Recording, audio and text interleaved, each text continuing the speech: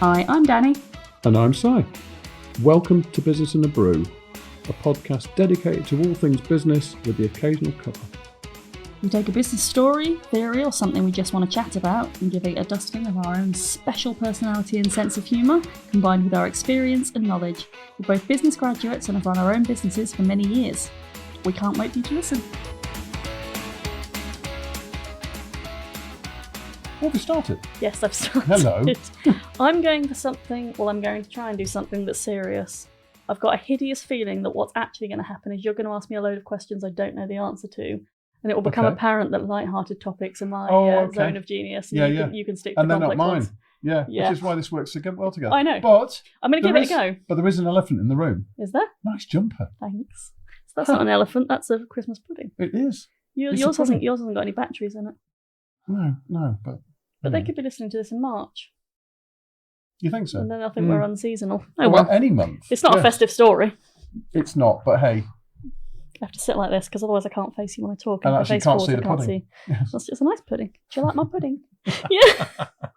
Right. I'm going to talk about the 2023 Silicon Valley bank collapse. It's another American story. Well, yes, because that's where Silicon Valley is. It was caused by a tweet. Right. Well, to be clear, the collapse. The collapse. That was probably the straw that broke the camel's back. It wasn't actually caused by a tweet, but it's widely recognised as being the trigger. So there was a lot of stuff going on at the same time, and I've got an actual timeline because I got very confused by this and then had to segment it out into a timeline. Okay. So I didn't get confused. Good. And then I've got the tweet. So do you want me to start with the tweet or start with the timeline? So which do you think is the most impactful for our audience? Oh, don't make me think. It's late in the day. Let's go with the tweet. We'll go with the tweet. Okay, so no one really knows, but this is the tweet that is widely credited with triggering the SVB collapse. Right. And it was from entrepreneur Kim.com, who posted on the 12th of March 2023. Admittedly, by the way, this is quite an incendiary tweet, so I'm not really surprised they blamed this, but run on the blank, ! Get your money out. First thing on Monday, US banks are in trouble. FED emergency meeting. Deposits may get locked. Possible withdrawal limits. When markets collapse, your bank deposits that US banks use to invest may be in danger. Cash is king. Get out now! ! Firstly, too many exclamation marks in one tweet. Secondly, it's like when that boy in Mary Poppins went into the bank and nearly collapsed it. Yeah. It's very incendiary language. So, although it's widely associated with it... It's a Wonderful Life. Yes, that's true. And FED meaning the Fed? Yes. Yeah, right. So, the tweet reached 2.4 million views and had 3,500 retweets. Now I can't say it. Shares. Yeah. 3,500 shares and widely cited as the catalyst for depositors and startups pulling funds en masse. And while it wasn't the only cause, essentially it was hailed or described as the first Twitter-fueled bank run. I know, isn't that fascinating? Wow. So what's your timeline then? Okay, it's quite complicated. There are acronyms and all sorts in it. Okay. So what date did I say that text went? Was it March the 12th? March the 12th. So on March the 8th, SVB announced it had sold over $21 billion worth of securities, borrowed $50 billion worth, and planned to stock sale to raise another $2.25 billion. So essentially they were shoring up their liquidity, but it made it sound like they were broke, which wasn't true. Right. But you got to put everything together. It's never just one thing. You got to put it all together. On March the 9th, depositors began huge withdrawals. And the bank was facing deposit outflows of over $40 billion. So there wasn't actually a trigger for the start of the withdrawals, but people had started withdrawing because they felt it was a bit unstable. And we all know that banks don't actually hold cash. So that then caused a problem, which also triggered on the same day when the markets opened, their share price to plunge 30% drop early and eventually down to 60% drop in that day. Taking their money out shareholders were ditching their stock as losing well. confidence of it. So investors and depositors were losing confidence at the same time, which creates this perfect storm of financial Which is effectively crises. off the back of a rumour. Yeah, even if the tweet hadn't gone, because the tweet hasn't even gone at this point, it's only March the 9th. Got it. Even if the tweet hadn't gone, I don't know how well There was the still bank some would have panicking recovered going from... on. Yeah, exactly. For people who knew what was happening without having to read it on Twitter. So chances are people that had their money in the bank were also investing in it as well. I would have thought so, yeah. So March the 10th, the bank was seized by California regulator and placed into receivership by the Federal Deposit Insurance Corporation. Wow. Which is pretty quick in the amount of time, because it happened so quickly. Normal a week before, and now you've been seized. And then it just got worse and worse. The tweet went out, more depositors pulled their money. People then couldn't get access to their funds because there was no money, because there is no cash in a bank. It's all reinvested in stuff. The SVB UK arm sold to HSBC for £1 with depositor protections.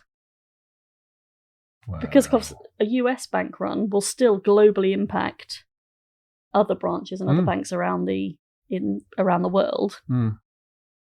The FDIC entered a purchase and assumption agreement with basically putting the US banks first.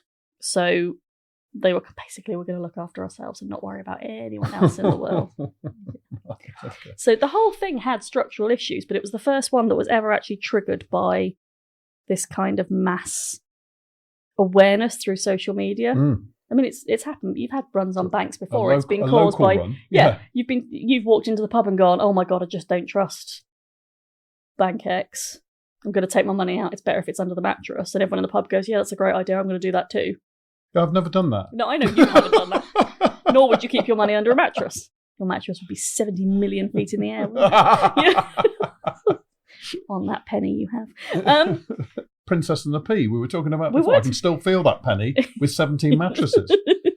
But yeah, it's so fascinating that social media took something which has been possible. It's happened before. It's not the first time it's happened, but made it so public so quickly and compounded what was already a really delicate, unstable situation, and just went in like a Rolling Stone vibe. Okay. I can't think of how else to describe it. I just thought... You're thinking about maybe a snowball. That's it. I did. I was going to go about gathers no moss, but that's the opposite of what I was trying to say. We don't want that, because that's bad. So, although there wasn't one single perfectly identified tweet, it is universally accepted, give or take, that's the right one. And there was a very sharp spike in Twitter activity, especially from the tech and startup community, which formed a large part of the bank's depositor base. Because it was local to them. Yeah, so on one single day, the 10th of March, tweets mentioning SVB numbered around 162,000 in a day, which is a lot of tweets about one bank. Yeah, in one day. In one day, yeah. And it just got worse and worse, and because people can share misinformation, because people can share their opinion that then gets taken as gospel, it just spread. Well, it's volatile anyway. I mean, you see how quickly shares move up and down. Yes. And all it takes is something from the rumour mill. Yeah. And there are so many that are fickle. They're fickle with their investing. Yes. So as soon as there's a downturn, they dip. And of course, banks... they don't stick around for it. No, and banks are... But mind you, had you stuck around, what happened ultimately to the bank? Doesn't exist anymore. It collapsed. Completely collapsed. Yeah, it got kind of broken up and bought out by other bits or taken over by other bits. Did anyone get any money back? People who got out quickly. But that's the trouble that a run on a bank creates. You don't know that it wouldn't have survived if you hadn't all taken your money out. But banks aren't built on... I don't give them a tenner and they literally have my tenner sat in a box somewhere ready to give back. They operate on a liquidity model based on the fact that I'm never going to ask for that money. Mm-hmm. Or if I do ask for it, I'm not asking it for the same day as you asking for it and the person next to me asking for it, because I don't have that money. Meanwhile, they're going to invest that money in things that benefit them. Yeah. Absolutely, yeah. So unless something goes really, really wrong with the market, like the stock market crash, when there is no money left in the bank to give out, the model works fine 99% of the time. When you get this perfect storm of circumstances, operational problems, rumour mill, and it all comes together and it becomes global really freaking quickly. Because that's what social media does. It allows things to get really loud really quickly. The fact is no bank can cope with a run on its which is why we try not to do that. Northern Rock brings to mind. Yeah. Okay. Yeah. So is there any kind of hope on this one? No. Love a bit of hope. Let me see if I can find a bit of hope. Hold on. No, there's no hope there. I mean, it was concentrated in tech, startup, and venture capital firms. So if you worked in, say, education, you were probably all right. Okay. Is that a bit of hope? Yeah. No, not really. Yeah. Because depositors were networked, because they were part of a small community, that wouldn't have helped either. Even if it hadn't been for Twitter, because they were a small niche sector of the market, they all knew each other anyway. They would have all turned around and talked to their mates or phoned everyone on their contact list. It would have happened anyway, but it would have happened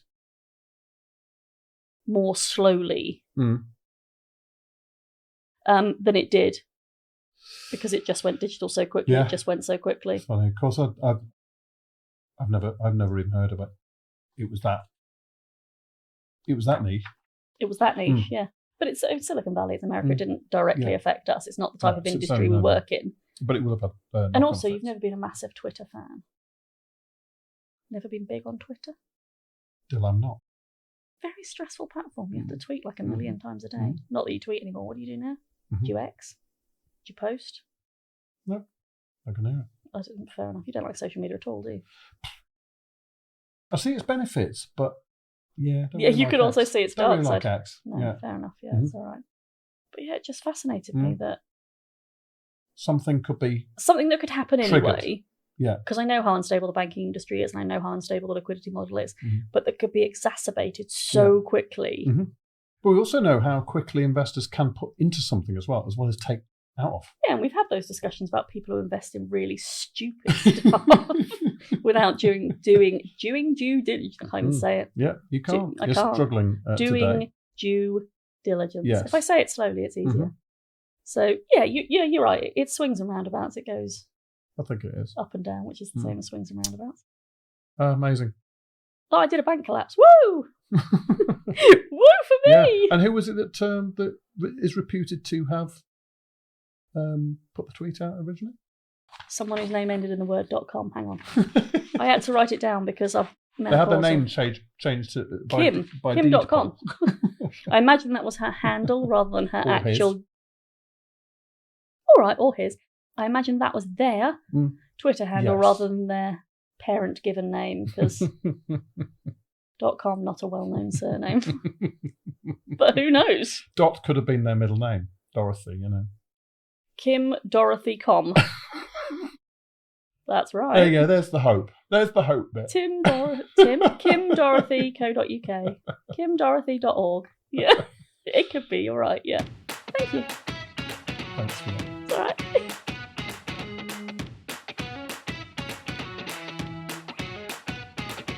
Thanks for supporting us by downloading and listening to this episode.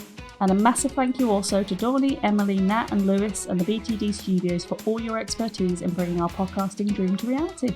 We'd love it if you commented on this episode, as we'd really like to know what you think and what you might like us to cover in future episodes. And we'll see you on the next one.